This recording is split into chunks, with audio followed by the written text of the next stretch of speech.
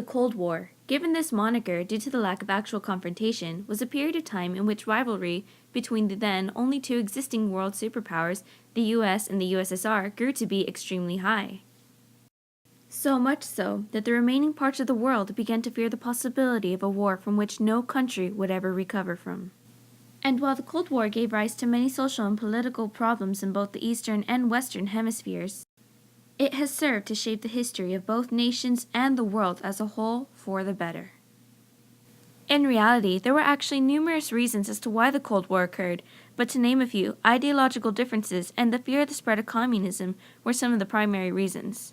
And without further ado, we present to you our rendition of the Cold War.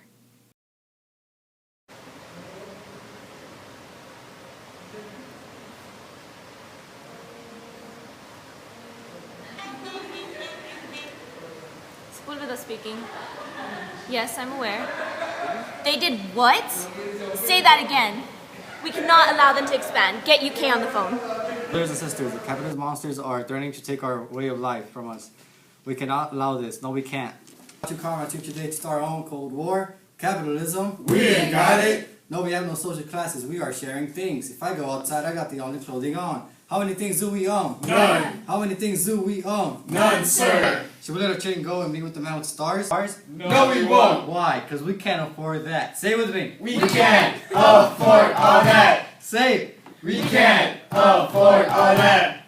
Communist rising. After World War II, the Soviets were interested in spreading their communist influence. Therefore, they spread out towards Eastern Europe, spurring Winston Churchill to announce an Iron Curtain has descended across Europe. In an effort to stop the spread of communism, the US and its allies began the policy of containment, a policy founded on George Kennan, Charges of Affairs in Moscow, 1946, philosophy in which he states, "The main element of any United States policy towards the Soviet Union must be that of a long-term, patient, but firm and vigilant containment of Russian expansive tendencies." Next to come was the Truman Doctrine. In order to prevent free nations such as Turkey and Greece from further spiraling into post-war chaos, thus making them more vulnerable targets to Soviet influence, then President Harry Truman instilled the fear of communism into Congress by saying that these nations could quite possibly be the first of many to fall under Soviet rule, if not aided by friendly nations. This doctrine was only further backed with the Marshall Plan to come later that very same year.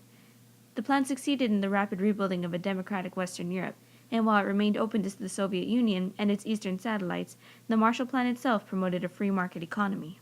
This, however, angered the Soviets. In a sense, the Western powers were going behind their backs.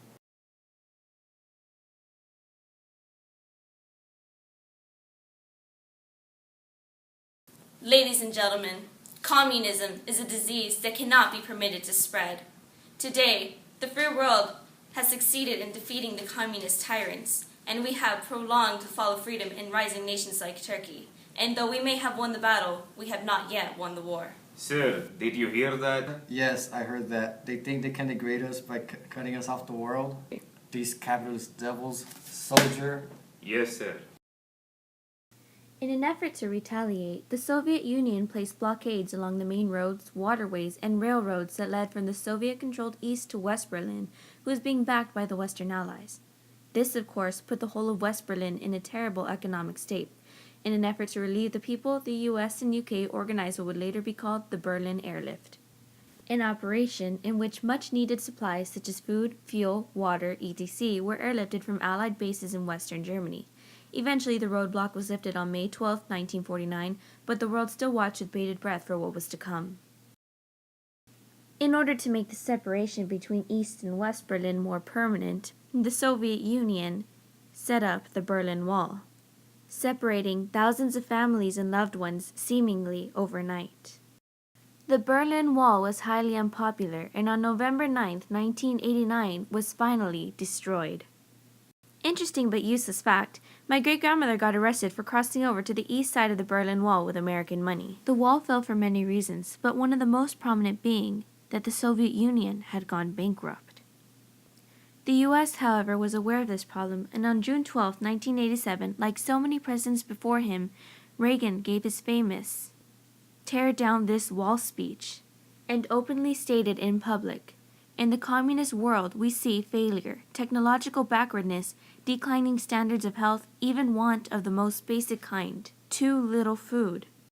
Even today, the Soviet Union still cannot feed itself. Freedom leads to prosperity. Freedom is the victor.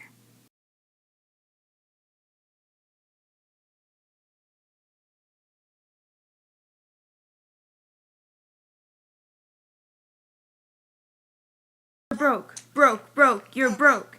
You ain't got it, broke, broke, broke, you're broke. You ain't got it. Can't spend no money. Ain't got no clothes. Ain't got no food. Ain't got no hope, you're broke, broke, broke, you're broke. Broke, broke, broke, you're broke. Ain't got no money. Got no clothes. Ain't got no food. Can't get no help. You're broke, broke, broke, you're broke. Bunch of commies, broke, broke, broke, you're broke. In conclusion, the Cold War was a very tense competition between two incredibly strong rivals, and while no actual fighting occurred between the two, the competition waged resulted in a massive progression of modern technology, including rockets and nuclear weaponry. And while modern-day Russia itself eventually ended up becoming a more capitalist nation than the US, both nations, including the world as a whole, learned just how tricky foreign affairs can be. Especially when both opponents have the power to destroy the world.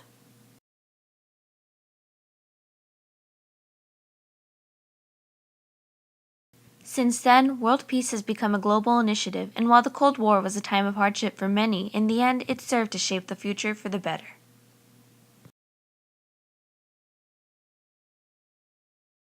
Thanks for watching! We hope you enjoyed today's presentation.